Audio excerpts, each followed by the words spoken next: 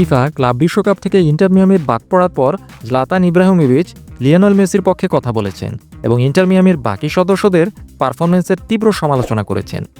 রবিবারের round of 16-এ inter Miami এবং Messi তার প্রাক্তন ক্লাব প্যারিস সেন্ট জার্মের কাছে 4-0 গোলে হেরে গিয়েছে।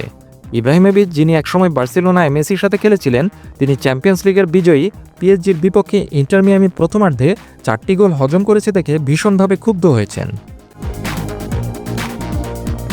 ইব্রাহিমোভিচ ইন্টার মিয়ামির প্লেয়ারদের একদম ধুয়ে দিয়েছেন। তিনি বলেছেন, লিওনেল মেসি হেরে যাননি, ইন্টার মিয়ামি হেরেছে।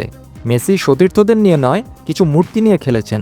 তিনি এমন খেলোয়াড়দের দ্বারা বেষ্টিত ছিলেন যেন তারা সিমেন্টের বস্তা সাথে করে দৌড়াচ্ছিলেন।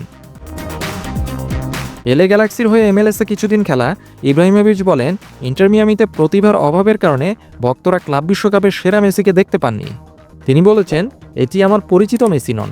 যদি তুমি তাকে সত্যিকারের দলে রাখো তাহলে সে সর্বাত্মকভাবে খেলবে। কোনো কোচ নেই, কোনো তারকা নেই, এমনকি এমন খেলোয়াড়ও নেই যারা বল ছাড়া কীভাবে নড়াচড়া করতে হয় তা বোঝে। যদি সে সত্যিকারের একটি দলে থাকতো, যে কোনো দুর্দান্ত দলে, তাহলে তুমি আসল সিংহকে দেখতে পেতে।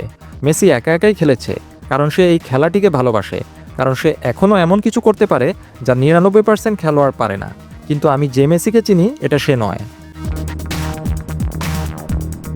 8বারের ব্যালন ডি'অর বিজয়ী মেসি দলকে টেনে নিতে সর্বোচ্চ চেষ্টা করেছেন।